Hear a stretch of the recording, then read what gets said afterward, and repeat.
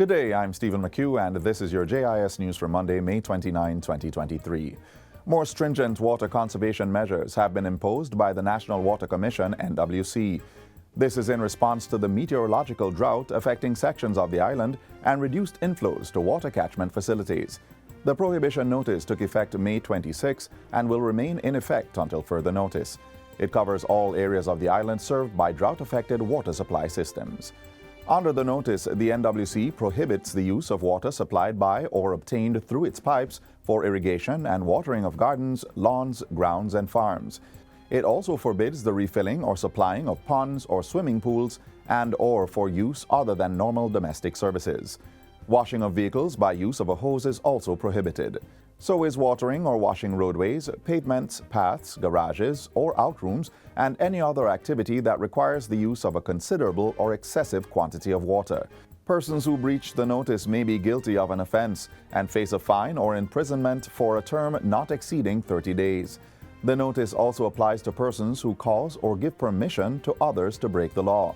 Minister with responsibility for water, Senator Matthew Samuda, says the rainfall being experienced in recent weeks is not being evenly distributed or sufficient to provide respite for affected communities. Looking at specific parishes for the May to July 2023 period, it suggests that most of the country will continue to experience below normal rainfall.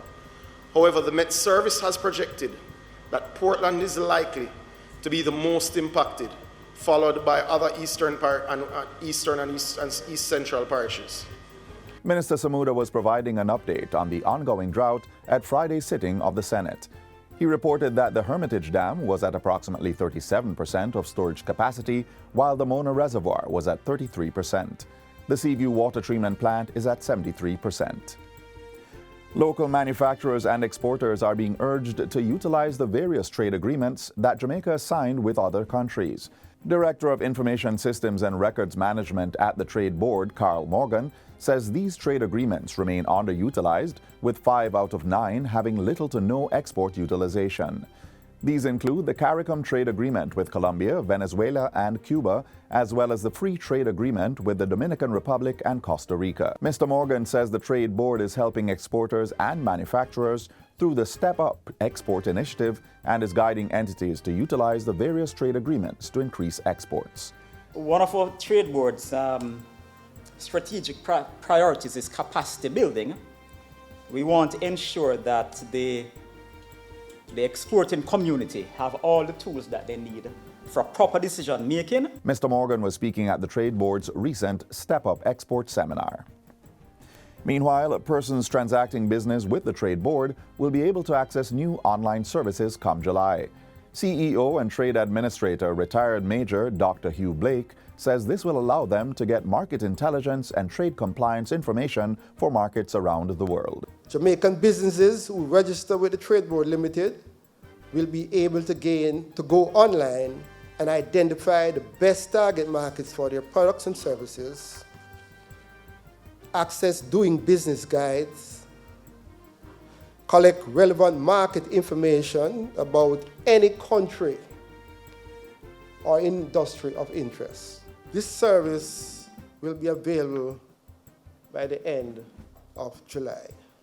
Dr. Blake says the agency's Market Intelligence Application Program interface will be accessible through its revamped website, which is complementary to the Jamaica Trade Information Portal. The Trade Board Limited presented its four-pronged strategy for boosting exports at its recent Step Up Export Seminar.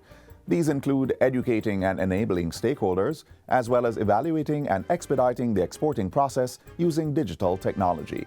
The European Union (EU) has donated $17.1 million to help Jamaica lower the country's incidences of violence against women and girls. 70 women and girls across 4 parishes who have suffered domestic violence will benefit from this funding through the Spotlight Initiative project.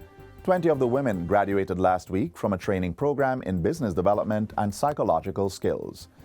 According to the resident representative for the United Nations Development Program, Denise E. Antonio, 1 in every 4 Jamaican women between the ages of 15 and 64 has experienced some form of domestic violence during their lives, particularly in low-income neighborhoods. This is why we felt that this investment was very important, so that people can strengthen their own economic and social independence and reduce and break the cycle of inequality and violence against women and girls. The Spotlight Initiative is a project that aims to combat violence against women and girls.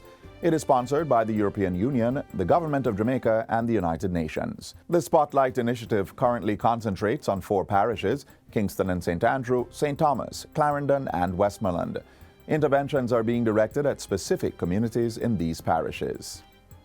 And finally, Prime Minister Andrew Holness is among several Jamaicans who are expressing sadness at the passing of business giant and philanthropist Lascelles Chin. Mr. Chin, who was the founder and executive chairman of Lasco Group of Companies, died on Sunday at the age of 86.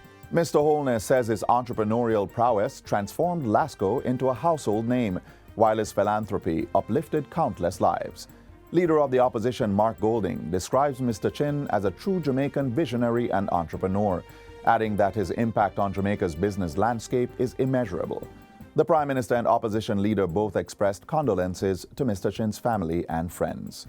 And that's it for JIS News Today. I'm Stephen McHugh. Thanks for watching.